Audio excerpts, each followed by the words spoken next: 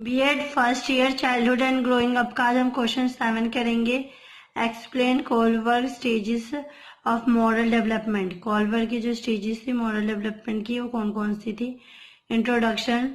लेविनस Kohlberg proposed a detailed sequence of stages of moral reasoning और judgments about right and wrong। जो Lawrence Kohlberg थे उन्होंने detail में बताया था जो हमारी स्टेजेस होती है मॉरल रीजनिंग मॉरल डेवलपमेंट की वो किस तरीके से होती है, किस तरीके से कौन कौन से स्टेप बाय स्टेप ये चलते हैं, उसके बारे में उन्होंने स्टेप्स बताए थे। मैं प्लस में उसका जजमेंट किया था कि इसमें क्या सही है और क्या गलत है। Kohlberg has evaluated the moral reasoning of both children and adults by presenting them with moral dilemma to hypothetical situations in which people must make difficult decisions and give their reasoning। इसमें Kohlberg ने बताया था कि उन्होंने सबसे पहले क्या किया था, बच्चों के और अडल्ट के ऊपर उन्होंने एवल्यूएट किया था, उनका मूल्यांकन किया था। उसके बाद उन्होंने पता लगाया था कि क्या स्टेजेस होते, किस तरीके से जो इन बच्चों का जो इंसान का जो होता है कि किस तरीके से उनका विकास होता है, किस किस स्टेजेस में वो लोग जाते हैं, वो सारी स्टेजेस उन्होंने पता लगाई थी। उसका क्या कारण थे वो भी उन्होंने पता किया था और फिर उसे उन्होंने क्या हमारे सामने प्रस्तुत किया, जिसे कि हम देखेंगे किस तरीके से हमारे जो स्टेप बाय स्टेप हमारे अंदर जो चेंजेस आते हैं, प्लस में हम क्या चीज नई नई चीज सीखते हैं, वो सारी चीजें उन्होंने बताई थी। इसके लिए क्या हुआ था, उन्हें काफी सिचुएशन झेलनी पड़ी थी, उन्हें डिफिकल्ट डिसीजन लिए गए थे और प्लस में उन्होंने क्या जो भी रीजनिंग थी उसको सॉल्व करने की कोशिश की थी। अब इसे हम शॉर्ट में पहले देखेंगे। Kohlberg stages of moral development क्या है। लेवल फर्स्ट, इसमें क्या प्री कन्वेंशनल लेवल होता है, इसमें जो बच्चा होता है 4 से 10 साल का आता है। इससे क्या स्टेजेस वाइज बांटा गया। स्टेजेस फर्स्ट में क्या होता है, पनिशमेंट एंड ऑबिडेंस। इसमें जब बच्चा कुछ गलत काम करता होता है तो उसे क्या होता है, पनिशमेंट दिया जाता है, और अच्छा काम करता है तो उसको रेनफोर्समेंट दिया जाता है। स्टेज सेकंड में क्या है, मार्केट एक्सचेंज होता है। इसमें क्या होता है, उसका जब कुछ अच्छा काम करता है तो उसके फेवर में से रिवॉर्ड या गिफ्ट दिए जाते हैं। स्टेज थर्ड सेकंड में क्या है, कन्वेंशनल लेवल। इसमें क्या होता है, 10 से 13 साल का बच्चा होता है जिसे हम इंटरपर्सनल हार्मोनी स्टेज में वो जाता है। और स्टेज 4 में क्या है, लॉ एंड ऑर्डर को फॉलो करना सीखता है क्योंकि थोड़ा बड़ा हो गया होता है। थर्ड लेवल में क्या होता है, पोस्ट कन्वेंशनल लेवल। इसमें क्या होता है, वो स्टेज 5 में जाता है जिसमें सोशल कॉन्ट्रैक्ट, समाज के कॉन्ट्रैक्ट में आता है, उनके साथ रहना उठना बैठना सीखता है, प्लस में उनसे बातचीत करना सीखते हैं। इस हिसाब से क्या होता है, वो अपने लाइफ स्टाइल को अपने आसपास के एरिया के हिसाब से डिपेंड करता है। स्टेज 6 में क्या होता है, यूनिवर्सल प्रिंसिपल। इसमें क्या होता है, स्टेज 6 में क्या होता है, यूनिवर्सल प्रिंसिपल बन जाता है, मतलब उसे अपने बारे में और अपने आसपास के इन्वायरमेंट के बारे में सब कुछ पता होता है, तो उसे किसी प्रकार की कोई ज्यादा हेल्प लेने की जरूरत भी नहीं पड़ती। अब हम इसे थोड़ा विस्तार में देखेंगे कि क्या क्या होता है इसका मतलब, जो हमने भी एक चार्ट देखा था उसमें। Level first, pre conventional moral reasoning. इसमें क्या होता है, लेवल फर्स्ट में क्या होता है, judgement is based on personal needs and others rules. इसमें क्या होता है, जो हमारे जजमेंट हम किसी चीज के बारे में करते हैं तो वो बेस्ड होता है हमारे पर्सनल नीड्स के ऊपर कि क्या हमारी जरूरत है, और बाकी हमारे रूल्स के ऊपर। फर्स्ट देखेंगे stage first, punishment obedience orientation. Rules are allowed to obey to avoid punishment. अगर इसमें क्या होता है, अगर हम कहीं भी किसी भी जगह होते हैं तो वहाँ हम रूल्स को अगर फॉलो करते हैं, उसका आदर करते हैं, उस रूल्स को मानते हैं, तो क्या होता है, हमारी जो पनिशमेंट होती है हमें किसी प्रकार की कोई पनिशमेंट नहीं मिलती।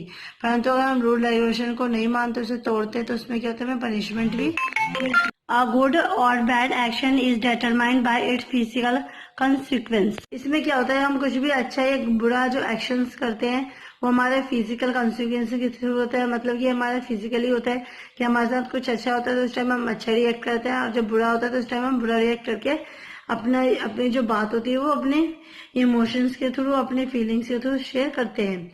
In level 1, individual focus on the direct consequence of their action on themselves। For example, an action is perceived as morally wrong because the perpetrator is punished। इसमें क्या होता है, जब हम देखेंगे लेवल 1 में कि कोई भी जो इंडिविजुअल है वो डायरेक्ट क्या होता है, कंसिक्वेंस के एक्शन के थ्रू काम करता है, जो भी उसको बताया जाता है उसे उसके थ्रू काम दिया जाता है, परंतु अगर वो उस काम को नहीं करता तो उसे पनिशमेंट मिलता है। जैसे कि हम एग्जाम्पल के तौर पे देखेंगे कि एक हमारे लिए एक्शन प्रिस्क्राइब किया गया है, कि हमें कुछ ऑर्डर बताया गया कि हमें ये काम करना है, परंतु उस काम को हम अच्छे तरीके से नहीं करते, गलत तरीके से करते हैं, तो इसमें जो हमारा प्रेडिक्टर होता है, जिसने हमें वो काम दिया होता है और हम उसका काम अच्छे से नहीं करते तो वो हमें पनिश करता है। The worse the punishment for the act is the more bad and the act is perceived to be. इसमें क्या होता है, जब हम कोई भी हमें कोई काम देता है तो उसका जो पनिशमेंट होता है वो इसलिए मिलता है कि हम उस काम को अच्छे से नहीं करते, जो भी हमें ऑर्डर दिए जाते उसे नहीं मानते, उसे अच्छे तरह से नहीं करते, रूल्स को भी फॉलो नहीं करते, तो उसमें क्या होता है, जो हमारे कैरेक्टर से हम होते हैं वो बैड माने जाते हैं और हमें क्या होता है, पनिशमेंट दिया जाता है। It is egocentric lacking recognisation that other points of view are different from on one. इसमें क्या किया गया है, ये जो होता है हमारा इकोसेंट्रिक होता है, इसमें किसी के लिए भेदभाव नहीं किया जाता, सबको एक समानता का अधिकार होता है और कि जो भी ऐसी प्रॉब्लम या इनके उल्लंघन करता है तो उसको पनिशमेंट दिया जाता है। ये क्या होता है, इकोसेंट्रिक होता है और उसमें कमी भी पाई जाती है कि उसे रिकॉग्नाइज नहीं कर सकते, पॉइंट ऑफ व्यू भी हमें बताने होते हैं, प्लस में जो भी डिफरेंस, जो भी कुछ गलत या कुछ डिफरेंट चीज होती है वो भी हमें इसमें पता चलती है। This is difference to superior power और प्रेस्टीज। ये क्या होता है, हमें डिफरेंस करता है, हमें डिफेंस करता है उससे और हमें बताता है कि इसमें हमारी क्या सुपीरियर पावर है और क्या हमारे प्रेस्टीज है। स्टेज सेकंड स्टेज में क्या होता है, नेवली इकोस्टिक ओरिएंटेशन और पर्सनल रिवॉर्ड ओरिएंटेशन। इसमें क्या होता है, हमें उसे ओरिएंटेशन के ऊपर क्या होता है, रिवॉर्ड दिया जाता है अगर हम कुछ अच्छा काम करके दिखाते हैं। It's so are limited interest in the needs of other but only to points where it is might further the individual own interest। इसमें क्या होता है, जो हमारा इंटरेस्ट होता है हमारी जरूरत के हिसाब से होता है कि हमें जो काम दिया जाता है उसे हमें अच्छे से पूर्ण करना होता है और जो भी इसमें पॉइंट्स बताए जाते हैं उसे हमें अच्छे तरीके से सॉल्व करके या सही तरीके से लिखना होता है, जिसमें क्या होता है हर इंडिविजुअल को इस तरीके से बना के दिया जाता है जिससे कि उसका इसमें इंटरेस्ट बढ़ता है। लेवल सेकंड देखेंगे, कन्वेंशनल और रोल कम्युनिटी। इसमें क्या होता है कि क्या कम्युनिटी होती है, क्या रोल उसका होता है वो देखेंगे। This who in a conventional way जज the morality of action by comparing them to society's view and expectation. इसमें क्या होता है, जो भी हमें कन्वेंशन में दिया जाता है तो उस चीज को हमें जज करना होता है, उसका मोरालिटी को देखना होता है, मोरालिटी ऑफ एक्शन की जो भी हमें काम दिया जाता है उसे हम किस तरीके से करते हैं, फिर उसके बाद उसके समाज के साथ उस चीज को रखा जाता है, प्लस में उसका कंपैरिजन होता है कि वो काम हमने अच्छे से किया या नहीं किया जाता, प्लस उस चीज को लेकर एक्सपेक्टेशन भी की जाती है। Conventional morality is characterised by an expectation of societies conventions concerning right and wrong. इसमें क्या होता है, जो हमारा कन्वेंशनल मोरालिटी होता है वो हमारा डिपेंड करता है सोसाइटी के ऊपर की जो सोसाइटी होती है हमारी, हमने जो भी उनके सामने प्रस्तुत किया वो उसे एक्सेप्ट करती है नहीं करती, उसे अच्छा मानती है या नहीं मानती। Its consequence in term of a person relationship which now began to include things like respect, gratitude and the golden rule. इसमें क्या होता है, वो इसमें चाहते हैं कि जो भी इस पर्सन इस रिलेशनशिप में आए तो वो स्टार्टिंग करे अच्छे तरीके से, जिसमें कि वो हर एक चीज की रिस्पेक्ट करे, उसके बारे में जाने, उसको मतलब अहमियत दे। Describe to maintain rules and authority exist only to further support the social rules. और क्या कहा गया है, इसमें डिजायर भी करते हैं और उन्हें मेंटेन करना चाहिए वो सारे रूल्स जो कि समाज के लिए बनाए जाते हैं, जो अथॉरिटी द्वारा बनाए जाते हैं, जिससे क्या होता है कि हम अगर रूल्स को फॉलो करेंगे तो इससे जो सामने वाला जो नया इंसान आएगा वो भी इस रूल्स को फॉलो करेगा और उसे सपोर्ट करेगा। फोर्थ स्टेज है authority and social order, maintaining orientation, law and order orientation. इसको क्या कहते हैं, अथॉरिटी और सोशल ऑर्डर, जिसे हमें मेंटेन करना होता है अपने अथॉरिटी और सोशल ऑर्डर को, plus law and order orientation से कहते हैं। In stage 4, it is important to obey laws and social convention because their importance in maintaining a functioning society। इसमें क्या कहा गया, फोर्थ स्टेज में ये बताया गया है कि हमें रूल्स रेगुलेशंस इन सबको मानना, इसको ओबे करने से फॉलो करना हमारे लिए बहुत ही ज्यादा इंपॉर्टेंट होता है, क्योंकि इससे हम समाज के साथ अच्छे तरीके से रह सकते हैं, हमारा उनके साथ जो व्यवहार होता है, बिहेवियर होता है वो भी अच्छा होता है, प्लस में हम मेंटेन कर सकते हैं कि अच्छे सोसाइटी की, जिससे क्या होता है कि हमारा अगर हमारे बात करने का तरीका अच्छा हो तो हमारे आसपास के सोसाइटी वाले लोग भी इस चीज को जानेंगे, समझेंगे और वो भी लॉस एंड ऑर्डर्स को फॉलो करेंगे, जिससे कि जो हमारी जो सोसाइटी होगी वो अच्छी तरीके से मेंटेन रहेगी। Moral reasoning in stage 4 is thus beyond the need for individual approval exhibited in stage 3. Society must learn to transcend individual needs. इसमें क्या क्या गया है, जो हमारा मॉरल रीजनिंग होता है स्टेज 4 का, जो दायित्व होता है लॉ एंड ऑर्डर को फॉलो करना होता है। इससे पहले जब हमने थर्ड स्टेज में पढ़ा था तो उसमें हमें जाना था कि किस तरीके से जो हमारी जरूरतें होती है उसे किस तरीके से हम पूर्ण करते हैं और इससे हमारे किस किस की सपोर्ट के थ्रू ये पूरा होता है। और इसमें जो सोसाइटीज होती है उसका बहुत ही इंपॉर्टेंट रोल होता है, क्योंकि हम समाज में रह के ही समाज को जान सकते हैं और समाज के साथ रह के ही अपने अंदर का जो हमारा जो एक साथ जो रहने का जो दायित्व है, जिसमें हम सारे जाति भेदभाव धर्म को हटा के एक साथ रहते हैं। Laws are absolutely, authority must be respected and social order maintain. Laws क्या होता है, वो लॉस हमेशा एब्सोल्युटली होता है, हमेशा अच्छे काम के लिए अच्छी चीज के लिए ही बनाए जाते हैं जिसे हमें फॉलो करने होते हैं। और जो हमारी अथॉरिटी होती है वो इस तरीके से होती है, क्योंकि अथॉरिटी में हमें सबसे क्या होता है, एक दूसरे से रिस्पेक्ट से बात करनी चाहिए और रिस्पेक्ट से रहना चाहिए। और हमें इससे क्या होगा, अगर हम एक दूसरे से अच्छे से बात करके रहेंगे, हम अपने आसपास के लोगों से अच्छा तालमेल बना के रहेंगे, तो जो हमारी सोसाइटी होगी, हमारा जो समाज होगा वो अच्छे तरीके से मेंटेन होगा और ये सब हमारे थ्रू ही, हमारी वजह से ही मेंटेन हो सकता है। Level third, post conventional and self accepted moral principles. इसमें देखेंगे, there is a growing realisation that individual are separate entities from society and that the individual on perspective में taken precedence our society view they may disobey rules inconsistent with their own principles। इसमें क्या क्या है, जैसे जैसे हम बड़े होते जाते हैं तो हमारे जो रूल्स रेगुलेशंस होते हैं वो भी चेंज होते जाते हैं और हर एक इंसान के जो लाइफ होती है वो अलग तरीके से होती है और हर एक इंसान का जो सोचने समझने का तरीका होता है वो अलग होता है। प्लस में जब वो सोसाइटी में रहता है तो अपने आप को जब वो सेपरेट मान के चलता है और अपनी जो भी खामियां या कमियां होती है उसे पूर्ण करता है और जो भी उसकी क्षय होती है उसे पूर्ण करता है। इससे क्या होता है, वो जो रूल्स होते हैं उसे डिसओबे करता है, इनकंसिस्टेंट करता है और वो अपने प्रिंसिपल पे इसमें चलने लगता है। This people live by there on aspect principles about right and wrong. इसमें क्या होता है, इसमें जब वो पोस्ट कन्वेंशनल स्टेज में आता है तो इसमें जो इंसान होता है वो खुद के अपने रूल्स रेगुलेशन मानता है और अपने उन्हीं रूल्स रेगुलेशन को वो फॉलो करता है, चाहे वो गलत या सही हो। Principle that typically include such basic human right as life, liberty and justice.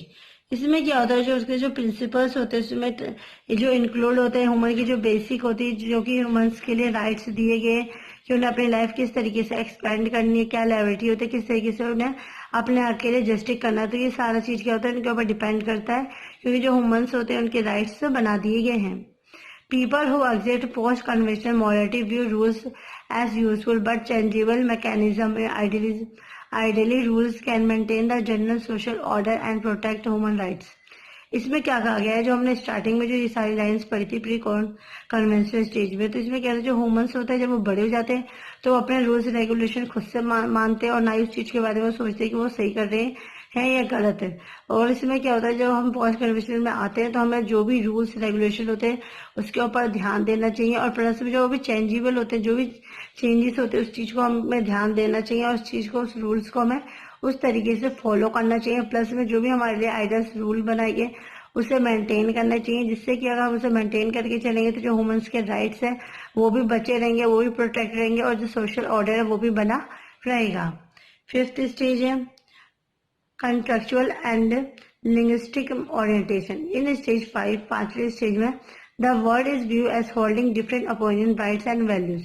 इसमें क्या होता है, जब हम बड़े हो जाते हैं, बड़ी स्टेज में आते हैं तो हम क्या होता है, देखते हैं कि इसमें क्या होता है, हर एक इंसान का जो ओपिनियन है, सुझाव देने का तरीका है वो अलग अलग होता है। वो जो उनकी जो राइट्स होते हैं, वो वैल्यूज होते हैं, उससे अपने वो मान्यता देते हैं। Such perspective should be mutual respected as unique to each person और कम्युनिटी। और ये सारे जितने पर्सपेक्टिव बताए गए हैं सब में ये बताया गया कि हमें हर एक इंसान की रिस्पेक्ट करनी चाहिए, उसका आदर करना चाहिए, क्योंकि हर एक इंसान यूनिक है, उसके भी मतलब लाइफ में एक अलग दायित्व है, उसको भी एक अलग लाइफ है, उससे भी अपने हिसाब से जीने का हक है। तो उसमें क्या, हमें हर एक इंसान को वैल्यूज देनी चाहिए, उसकी रिस्पेक्ट करनी चाहिए और उसे भी समाज में रहने का हक देना चाहिए। Laws are regarded as social construct rather than rigid edicts. इसमें ये तो जो लॉस बनाए गए वो हमारे इस तरीके से बनाए गए कि हम अपना समाज के साथ अच्छे से तालमेल बना के रह सके, ना कि अपने हिसाब से चल सकें। Those that do not promote the general welfare should be changed when necessary to meet the greatest good for the greatest number of people. इसमें क्या कहा है कि जरूरी नहीं है कि हम जिस भी इंसान को या जिस संस्था को प्रमोट करते हैं उसको ही प्रमोट करना चाहिए। इस तरीके से नहीं होता। जो भी चीज होती है वो चेंजेबल होती है, टाइम के अकॉर्डिंग चीजें चेंज होती है और प्लस में ये नेसेसरी जरूरी भी होता है कि हमें कुछ ना कुछ इसमें चेंजेस करते रहना चाहिए, जिससे क्या होता है जो हमारा इंसान होगा आने वाले टाइम में बहुत ही ज्यादा ग्रेटेस्ट, वो भी महान होगा। प्लस में जो भी उसने चेंजिंग की होगी वो भी अच्छे के लिए की होगी। Stage 6 The morality of individual principles of conscience and universal ethical principle. In stage 6, moral respect reasoning is based on abstract reasoning using universal ethical principles. इसमें क्या कहा है स्टेज 6 में हम ये जानते हैं कि जो हम एक दूसरे के साथ रहते हैं तो उसमें क्या होता है हमारी जो मॉरल रीजनिंग होती है, जो हमारी नैतिकता होती है, उसे किस तरीके से बेस्ड किया जाता है एब्स्ट्रैक्ट रीजनिंग में और किस तरीके से उसे यूनिवर्सल एथिकल प्रिंसिपल की तरह, सिद्धांत की तरह यूज किया जाता है। Laws are valid only in so far as they are grounded in justice and a commitment to justice criteria within and obligation to disobey unjust laws. इसमें क्या गया है जो लॉज होते हैं इस तरीके से वैलिड किए जाते हैं, इस तरीके से बनाए जाते हैं कि जिससे हर एक इंसान उसको फॉलो करता है, अपने जस्टिस के लिए लड़ता है। अगर उसे किसी हक की जरूरत होती है जो हक उसे नहीं दिया जाता है और जो भी कमिटमेंट करता है उसके लिए भी उससे हक लड़ने की, अपना अधिकार लेने की क्षमता होती है, उससे अधिकार दिया जाता है और वो कहता है अपने हिसाब से उस चीज को क्या करता है बिना लड़े बिना अनजस्ट किए उसे प्राप्त करता है, क्योंकि इसके लिए वो कहते हैं बाकी न्यायाधीश वगैरह सब चीज को फॉलो करता है, उस तक अपनी बातें करता है, ना कि आपस में लड़ने बैठ जाता है। In this way action is never a means but alone an end in itself. The individual acts because it is right and not because it is instrumentally expected, legal or previously agreed upon. इसमें क्या गया इन सारी चीजों को देख के हमें ये पता चलता है, हम ये बताना चाहते हैं कि जो हर एक इंसान होता है उस ऐसा नहीं होता कि वो अपने मन माए जो उसका मन करे वैसे ही करे। हर एक इंसान को उसके लॉस एंड राइट्स दिए गए जिसे वो अपने तरीके से अपने हिसाब से फॉलो कर सकते हैं, परंतु उसका जो फॉलो करने का तरीका हो वो अच्छा हो, वो अच्छे काम के लिए हो, ना कि वो गलत काम के लिए ही ये सब कार्य कर रही हो। आई होप आपको आज की वीडियो पसंद हो या आई होगी। प्लीज मेरे वीडियो को लाइक, कमेंट एंड सब्सक्राइब कीजिए। Thanks for watching.